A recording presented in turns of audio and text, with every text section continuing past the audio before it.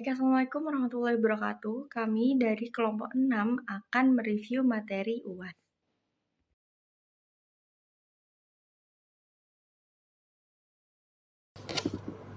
Halo, perkenalkan saya Teresia Mucesibuan dengan NPM Akhiran 360, yang dimana kali ini saya akan membahas tentang perencanaan audit dan materialitas yang merupakan materi dari pemeriksaan akuntansi 1 di chapter 8. Baik,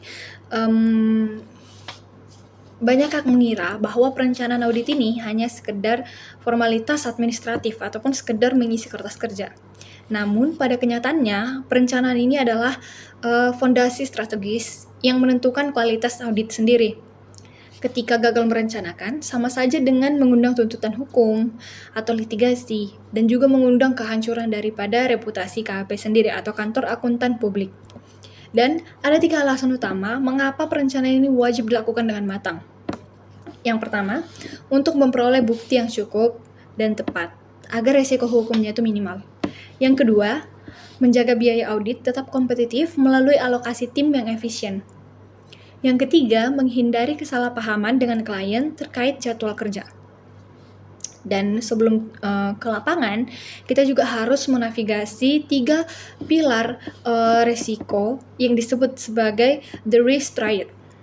Yang pertama, ada yang disebut dengan acceptable audit risk, di mana ini disebut juga sebagai AAR, di mana ini adalah tingkat kerelaan daripada auditor sendiri untuk menerima bahwa laporan keuangan mungkin masih mengandung salah saji material setelah opini bersih keluar.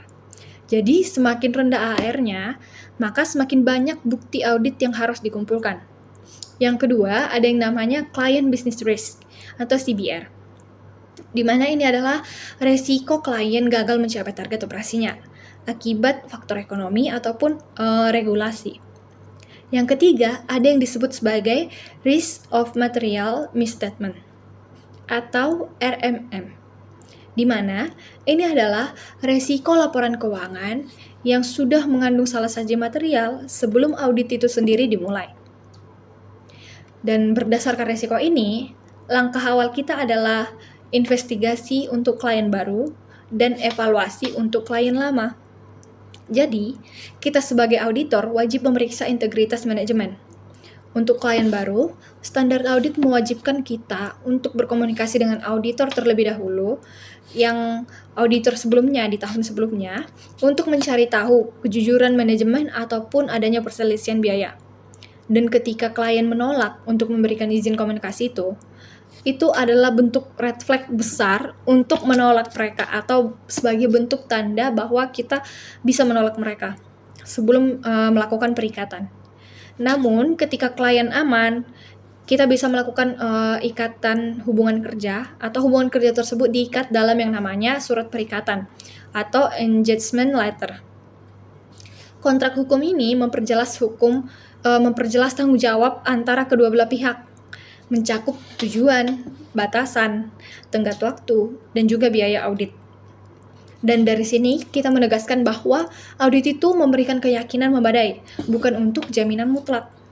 Dan kemudian setelah itu kita bakal menyusun yang namanya strategi audit keseluruhan, termasuk penempatan staf yang kompeten.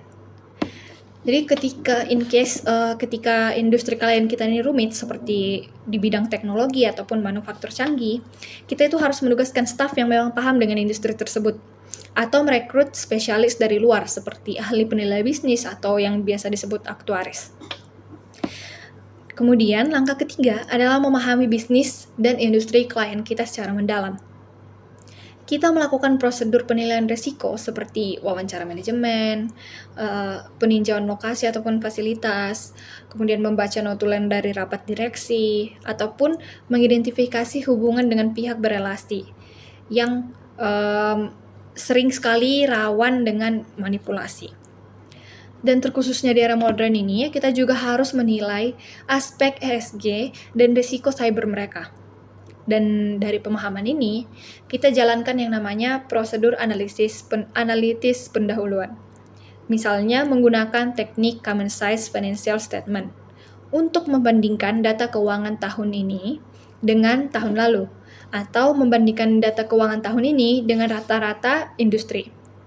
ketika perputaran persediaan atau inventory turnover itu jauh di bawah rata-rata, ini adalah indikasi yang kuat untuk menyatakan adanya resiko persediaan usang yang akan menjadi fokus utama kita untuk pemeriksaan kita nantinya. Dan terakhir, kita bakal masuk ke inti taktis, yaitu materialitas. Materialitas sendiri itu adalah batasan besaran salah saji yang dapat mengubah keputusan pengguna laporan keuangan. Materialitas sendiri itu bersifat relatif. Salah saji 10 juta rupiah itu material bagi toko kecil, tapi nggak terasa untuk perusahaan raksasa. Jadi untuk menentukannya, kita butuh yang namanya tolak ukur, di mana seperti laba sebelum pajak, total aset, ataupun penjualan, kemudian pertimbangan faktor kualitatif seperti tindakan kecurangan yang disengaja dan lainnya. Penerapannya itu dilakukan melalui 5 langkah berkesinambungan. Yang pertama, langkah pertama itu ada yang disebutkan menetapkan preliminary judgment materialitas untuk laporan keuangan keseluruhan. Yang kedua, langkah kedua itu menentukan performance materiality yang dialokasikan ke akun spesifik seperti kas ataupun piutang agar total akumulasi salah sajinya itu kecil dan tidak melewati batas keseluruhan di langkah pertama. Jadi aturan praktisnya itu, materialitas performa tiap akun itu nggak boleh melebihi 60% dari pertimbangan awal. Kemudian langkah yang ketiga sampai kelima dilakukan saat pelaksanaan. Jadi kita mencatat salah saji pasti maupun estimasi. Jika total salah saji melebihi batas materialitas awal, maka laporan keuangan itu nggak bisa diterima. Solusinya, kita bisa meminta klien untuk melakukan koreksi ataupun kita memperluas prosedur audit sendiri. Dan sebagai penutup, dokumen perencanaan ini itu bukan rencana yang kaku, melainkan peta jalan yang dinamis. Jadi auditor itu harus selalu siap merevisi strategi jika menemukan bukti baru di lapangan. Dan fleksibilitas ini itu didasarkan pada skeptisme profesional yang kuat, yang sebagai kunci auditor yang disebut sebagai auditor kompeten. Demikian materi yang bisa saya sampaikan. Terima kasih. Baik, perkenalkan nama saya Sandy Erlambang dan PM Akhir 156.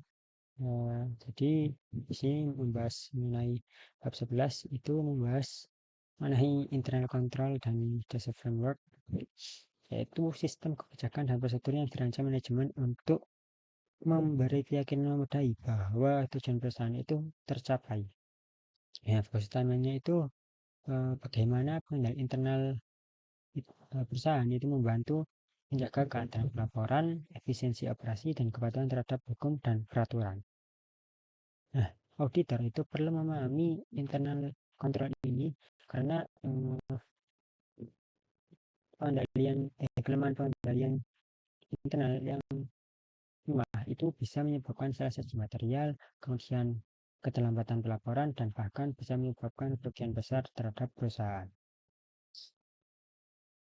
Di bab 11 ini, di chapter 11 ini juga membahas mengenai tujuan utama pengendalian internal itu ada 3. Yang pertama dari ability of reporting, yaitu memastikan laporan keuangan dan laporan lainnya itu yang relevan itu disajikan secara andal. Kemudian yang kedua ada efficiency and effectiveness of operations, itu membuat kegiatan perusahaan itu berjalan secara efisien dan efektif. Kemudian yang ketiga ada compliance with laws and regulations, yaitu memastikan perusahaan itu mematuhi hukum dan peraturan yang berlaku. Nah, auditor itu terutama memperhatikan pengendalian yang mempengaruhi pelaporan keuangan, tapi kontrol atas operasi dan kepatuhan itu juga penting diperhatikan jika dampaknya itu material terhadap laporan keuangan. Nah, kemudian di chapter 11 ini juga membahas mengenai tanggung jawab manajemen dan auditor. Jadi tanggung jawab utama atas pengendalian internal itu ada pada manajemen dan auditor.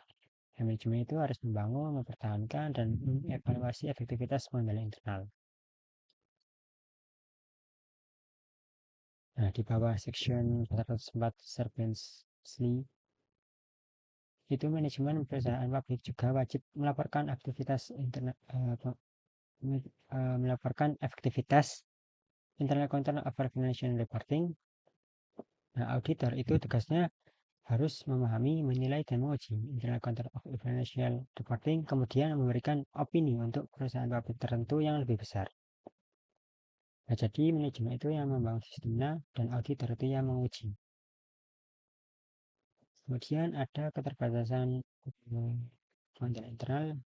Jadi di chapter 11 ini juga menekankan bahwa pengendalian internal itu tidak pernah menjamin hasil yang 100% sempurna, karena ada konsep yang namanya reasonable assurance, yang artinya pengendalian itu memberi keyakinan memadai atau keyakinan tinggi, tapi bukan jaminan mutlak.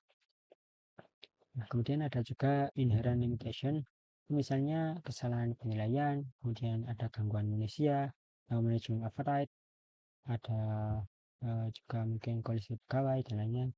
Yang intinya itu sistem ini bisa dibuat rapi, tapi kalau penggunanya atau orangnya itu ceroboh atau sengaja berbuat curang, maka pengendalian itu tetap bisa dibilang bisa tembus atau kurang efektif. Nah, kemudian ada di chapter 11 ini membahas mengenai framework atau kerangka kerja TOSO. Nah, TOSO sendiri itu kerangka internal kontrol yang paling banyak dipakai, di mana TOSO ini ada 5 komponen, yaitu control environment, risk assessment, control activities, information in communication, and monitoring. Jadi kelima ini saling terkait dan harus berjalan bersama agar pengendalian internal itu efektif. Nah, ini juga memakai pendekatan berbasis prinsip. Jadi kontrol itu dinilai bukan hanya ada atau tidaknya, tapi juga apakah dirancang dan dijalankan dengan benar atau tidak.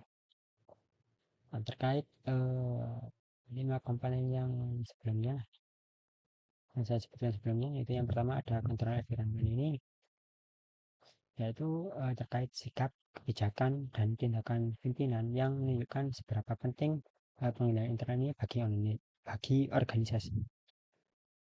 Hasilnya itu bisa mencakup integritas dan etika, kemudian pengawasan dewan direksi atau komite audit, kemudian struktur organisasi itu jelas, kemudian ada komitmen terhadap akomodasi dan akuntabilitas.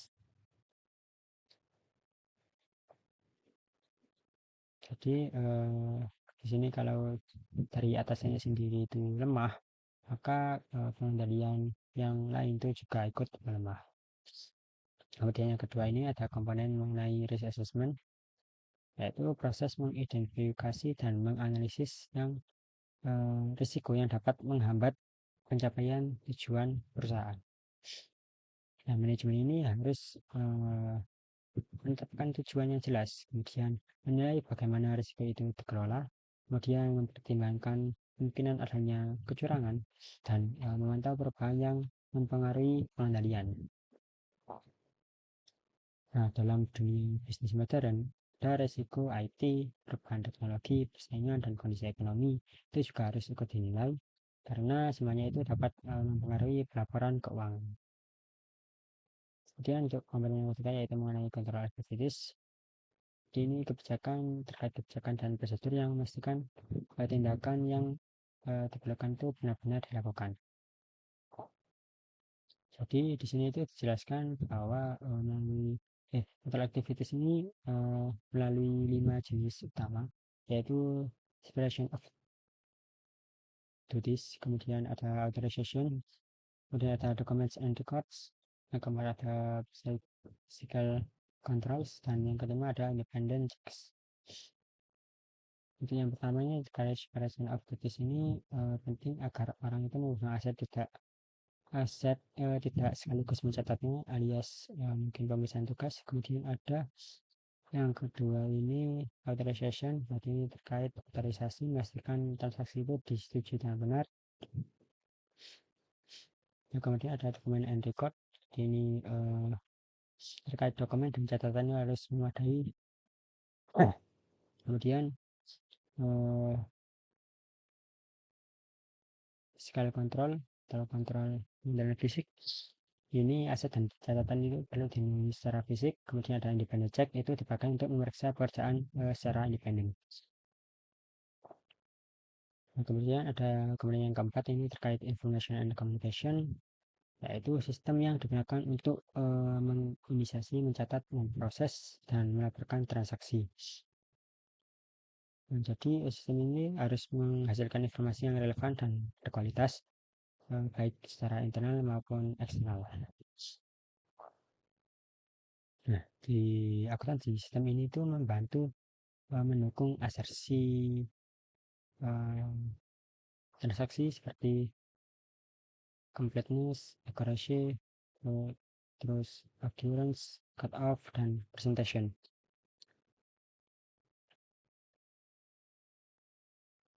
Jadi jika inputnya dan prosesnya ini kacau, output laporan keuangan itu juga akan ikut berantakan atau kacau.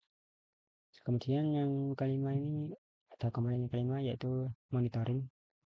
Jadi ini penilaian berkelanjutan atau periodik atas kualitas pengendalian internal, di mana materi ini bisa dilakukan melalui evaluasi rutin, laporan pengecualian, masukan dari karyawan operasi, kemudian laporan regulator, keluhan pelanggan, dan fungsi internal audit. Nah, pengendalian internal audit atau audit internal, ya internal auditnya independen ini sangat penting karena bisa membantu mendeteksi kelemahan pengendalian lebih cepat dan memberi dukungan pada pengawasan manajemen. Kemudian di chapter 11 ini juga membahas mengenai internal control dan teknologi informasi, di mana dijelaskan bahwa teknologi ini bisa memperkuat pengendalian internal, tapi juga bisa menambah resikonya. Karena itu pengendalian teknologi informasi ini dibagi menjadi dua, yaitu general control dan application control. Dimana kalau general control ini berlaku untuk seluruh fungsi teknologi informasi dan mencakup akses, kemudian perubahan sistem dan operasi teknologi informasi. Lalu application controls ini berlaku pada proses bisnis tertentu, contohnya kayak penjualan atau penerimaan kas. Kemudian biasanya itu dibagi lagi menjadi input control dan processing control dan output control. Nah, application control ini akan efektif hanya jika general control itu juga efektif. Untuk contoh general control sendiri itu seperti password, user ID, firewall, deskripsi, dan lainnya. Kemudian ada application control ini mencakup validasi input, sequence test, kemudian complete node test, dan lainnya. Nah, dengan control seperti ini, maka perusahaan itu bisa menekan risiko akses yang tidak sah, kemudian perubahan program tanpa izin, kesalahan data, dan gangguan operasi. Kemudian di chapter 11 ini juga membahas mengenai jenis sistem teknologi informasi dan dampaknya pada pengendalian internal.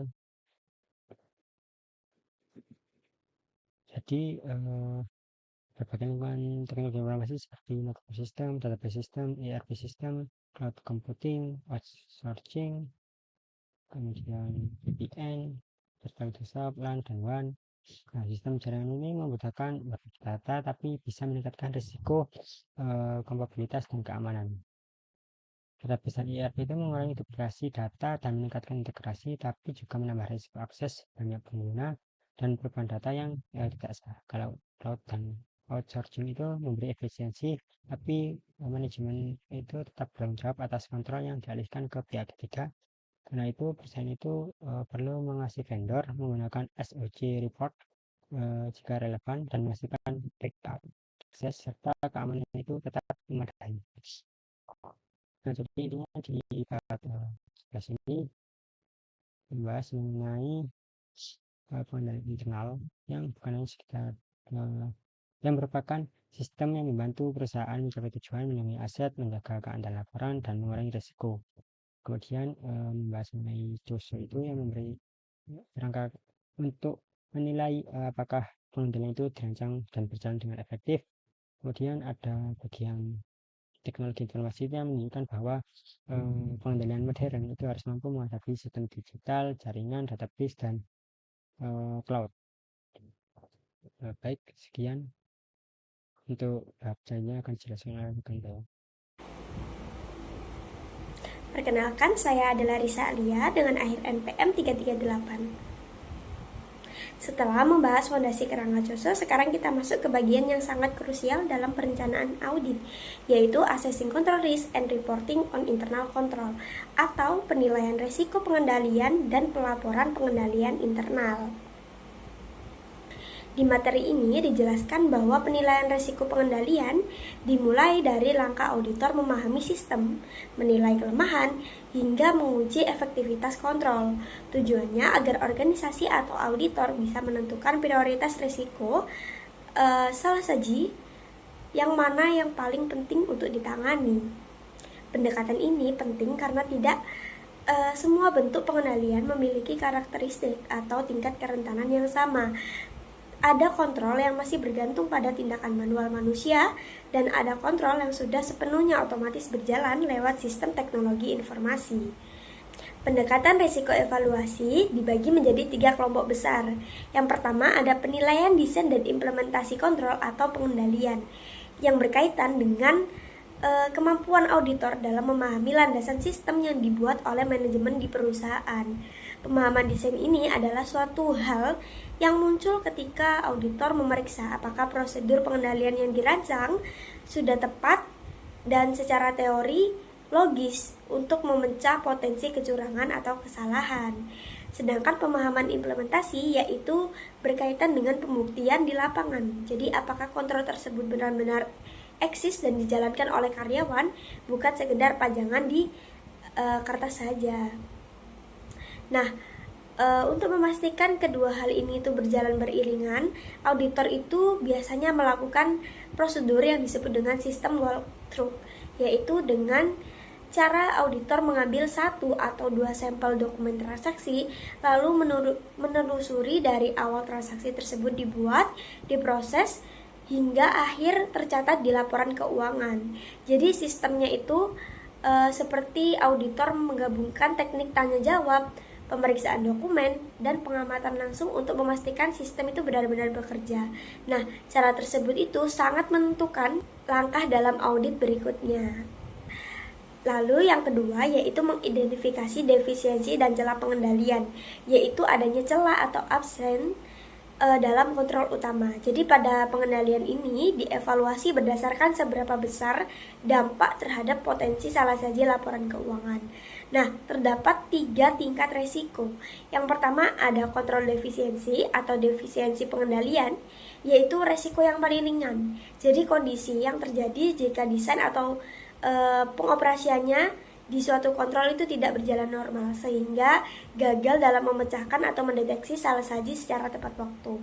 Yang kedua ada signifikan defisiensi, yaitu resiko yang di level menengah. Jadi kelemahan dinilai belum separah kerusakan fatal, tetapi kualitasnya sudah cukup penting untuk menarik perhatian dan wajib dilaporkan ke pihak manajemen puncak atau dewan komisaris. Dan yang ketiga ada materialitas weakness atau kelemahan materialitas. Jadi ini termasuk level resiko yang paling berbahaya, yaitu terjadi ketika adanya indikasi kuat terhadap sistem internal perusahaan yang sama sekali tidak mampu mendeteksi atau mencegah salah saji yang material. Jadi jika auditor menemukan satu saja komponen yang masuk kategori material weakness, otomatis tidak dicap tidak efektif. Nah, yang ketiga ada pelaksanakan test of control, yaitu pengujian pengendalian, yaitu semacam pembuktiannya sepanjang tahun untuk memastikan keandalan kontrol dalam perusahaan. Jadi dalam pengujiannya itu terdapat 3 aspek utama yang harus diperhatikan berdasarkan jenis kontrol yang dihadapi.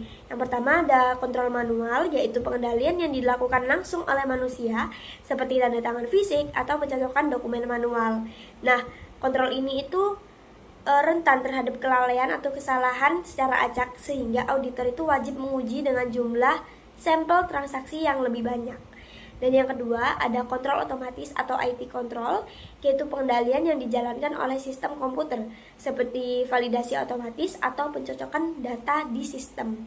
Nah, keunggulannya itu jika sistem komputer aman dan tidak diubah-ubah, maka kontrolnya otomatis akan konsisten berjalan 100% sehingga jumlah sampel yang diuji bisa jauh lebih sedikit dan efisien.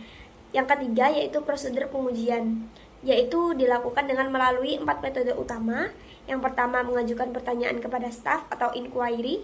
Yang kedua, memeriksa dokumen bukti atau inspection. Yang ketiga, mengamati jalannya operasional atau observation. Yang terakhir, melakukan prosedur ulang kontrol secara mandiri atau re-performance.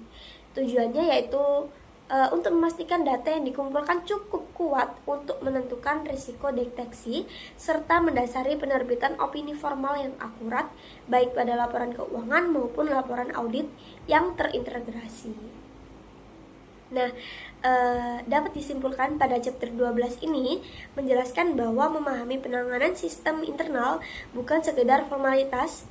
Dengan memetakan desain, mengidentifikasi tingkat efisiensi, dan menguji efektivitas kontrol, kita dapat memastikan bahwa proses pelaporan internal berjalan secara aman, efektif, serta konsisten. Sekian penjelasan dari saya, berikutnya akan dilanjutkan oleh rekan saya. Baik, Assalamualaikum warahmatullahi wabarakatuh. Perkenalkan, nama saya Rohmatul Hidayah dengan NPM akhir 274.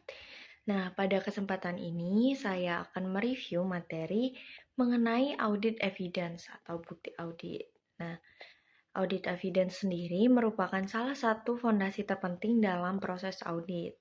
Secara umum sendiri, audit evidence ini merupakan informasi yang digunakan oleh seorang auditor untuk menarik sebuah kesimpulan dan menjadikan hal ini sebagai dasar dalam memberikan opininya atas sebuah laporan keuangan.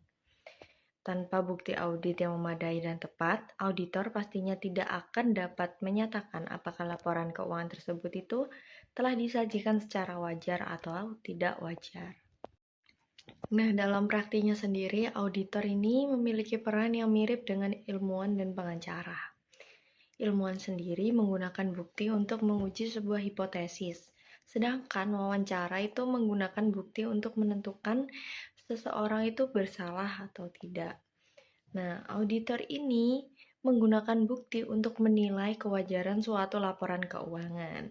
Jadi, perbedaan antara tiga ini yaitu auditor itu tidak akan mencari kepastian mutlak, melainkan ia lebih berfokus untuk memperoleh tingkat keyakinan yang tinggi atau reasonable assurance. Nah, saat ini perkembangan teknologi itu juga mengubah cara auditor untuk memperoleh bukti auditnya. Auditor mulai menggunakan data analytics, machine learning, natural language processing, dan textual analysis untuk menelaah jutaan data transaksi secara lebih efektif dan efisien. Nah, ada pun 3 keputusan utama dalam pengumpulan audit. Ketika mengumpulkan bukti audit, auditor itu pastinya harus membuat 3 keputusan penting. Yang pertama, ada nature of audit procedure, yaitu menentukan prosedur audit apa yang akan dilakukan. Contohnya ketika memeriksa jurnal pengeluaran kas dan membandingkannya dengan data yang ada pada transaksi dari bank. Nah, auditor pastinya harus menentukan jenis prosedur yang paling tepat untuk memperoleh bukti yang dibutuhkan. Lalu yang kedua ada timing of audit procedure, di mana timing of audit procedure ini auditor akan menentukan kapan prosedur audit baiknya akan dilakukan. Nah, ada pun beberapa prosedur yang dapat dilakukan sebelum akhir tahun. Lalu, ada prosedur lainnya yang lebih efektif dilakukan mendekati atau setelah tanggal laporan keuangan. Next, yang ketiga ada extent of audit procedure, yaitu menentukan seberapa banyak sih bukti yang harus diperoleh. Misalnya dari 6.600 transaksi. Nah, auditor ini dapat memilih sampel sebanyak 50 transaksi. Atau bahkan auditor juga bisa menguji seluruh populasi menggunakan teknologi audit berbasis data analytics.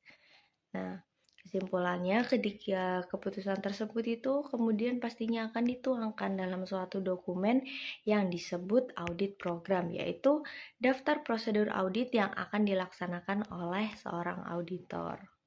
Lalu next di sini ada karakteristik bukti audit yang baik. Nah, standar audit itu pastinya mengharuskan seseorang auditor ini memperoleh sufficient appropriate audit evidence atau bukti audit yang cukup dan tepat. Nah, adapun dalam hal ini terdapat dua aspek utama. Yang pertama ada appropriateness atau ketetapan. Nah, appropriateness ini berkaitan dengan kualitas bukti audit yang terdiri dari relevance dan reliability. Nah, bukti itu pastinya harus relevan dengan tujuan audit yang sedang diuji dan berasal dari sumber yang dapat dipercaya.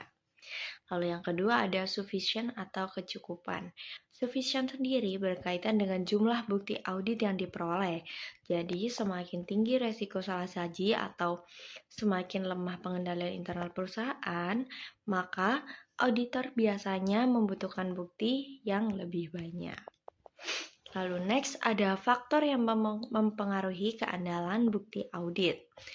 Adapun 6 faktor utama yang menentukan reliabilitas bukti audit, yaitu yang pertama ada independensi sumber informasi, ada pengetahuan langsung auditor, kompetensi pihak yang memberikan informasi, efektivitas pengendalian perusahaan, tingkat objektivitas bukti, dan ketetapan waktu bukti audit.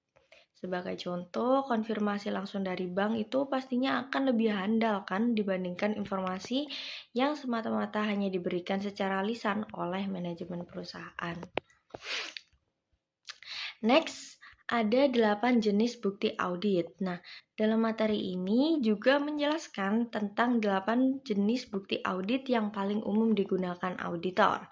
Yang pertama ada cycle examination, yaitu pemeriksaan fisik terhadap aset seperti kas atau persediaan.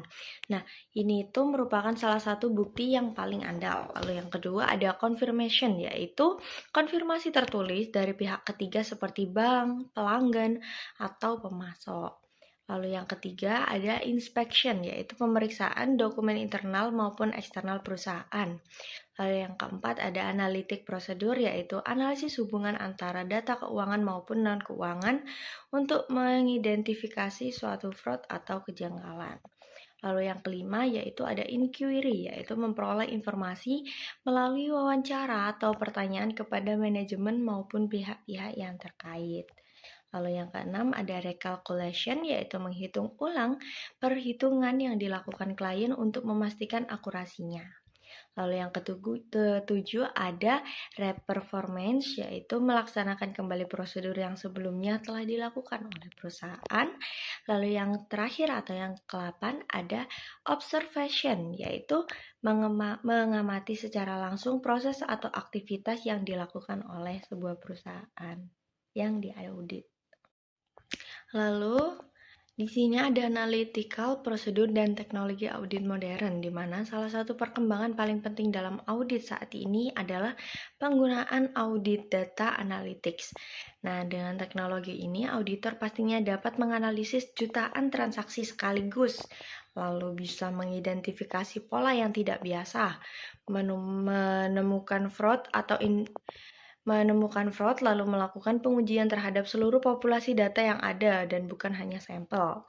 Nah, dalam bab ini, penggunaan data analytics pastinya membantu peningkatan efektivitas audit sekaligus menghasilkan bukti audit yang lebih kuat.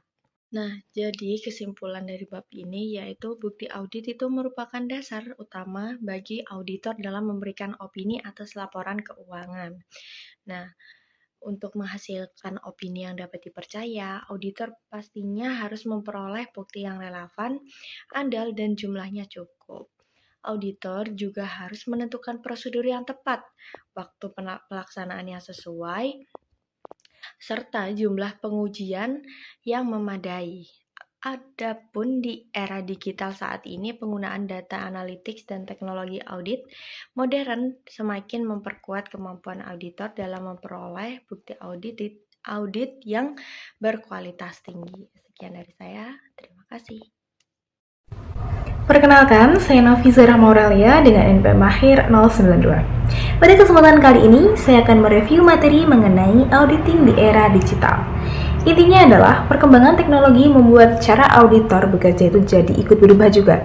Kalau dulunya auditor lebih banyak menggunakan cara tradisional dengan memeriksa dokumen secara manual menggunakan sampel data, sekarang auditor itu bisa memanfaatkan teknologi yang proses datanya itu jauh lebih besar dengan lebih cepat. Nah, perubahan ini terjadi karena sekarang hampir semua aktivitas perusahaan sudah pasti berbasis digital.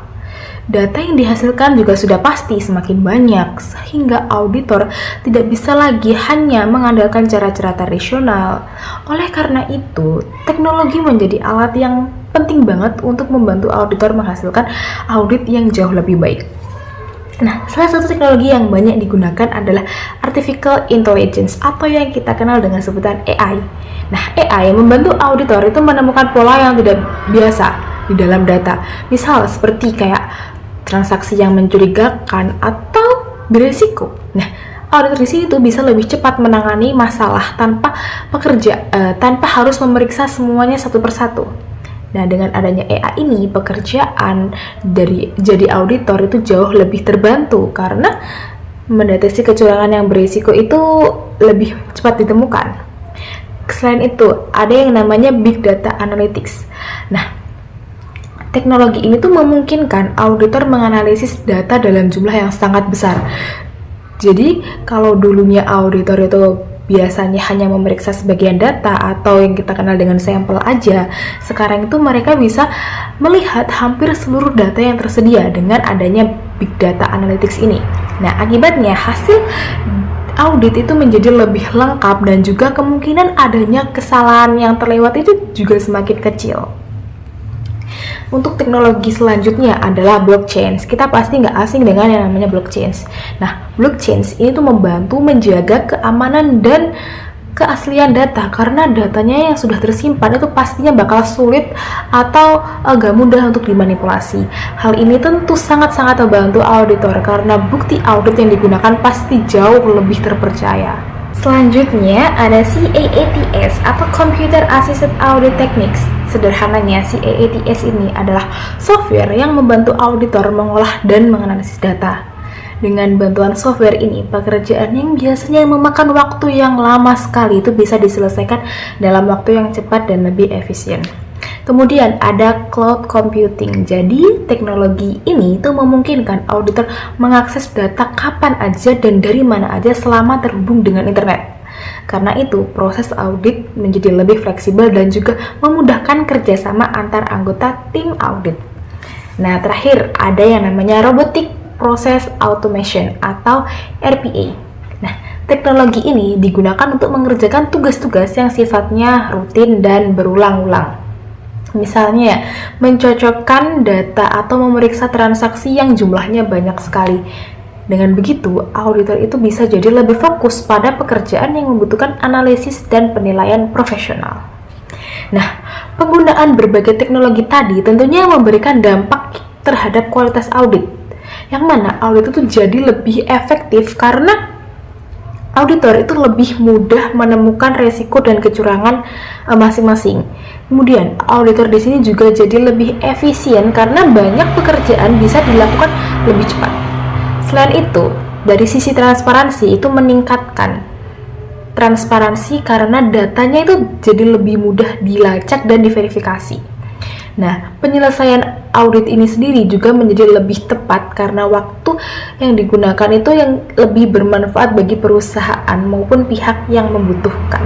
Meskipun begitu, penerapan audit digital juga punya beberapa hambatan. Yang pertama adalah masalah teknologi. Jadi sudah pasti tidak semua organisasi itu memiliki infrastruktur yang memadai dan juga biaya untuk mengadopsi teknologi ini pasti juga tidak sedikit. Nah, selain itu, semakin banyak penggunaan teknologi digital, semakin besar pula resiko yang berkaitan dengan keamanan data dan serangan cyber. Oleh karena itu, organisasi harus benar-benar memastikan bahwa sistem yang mereka gunakan itu aman dan dapat dilindungi dan dapat melindungi data yang sensitif. Nah, yang kedua adalah masalah mengenai sumber daya manusia. Ini sudah tidak asing lagi bagi organisasi ya, bahwasanya tidak semua auditor itu memiliki kemampuan digital yang cukup, sehingga mereka ini perlu belajar dan beradaptasi dengan teknologi baru. Bahkan ada pula beberapa dari mereka itu masih merasa lebih nyaman menggunakan cara kerja yang lama.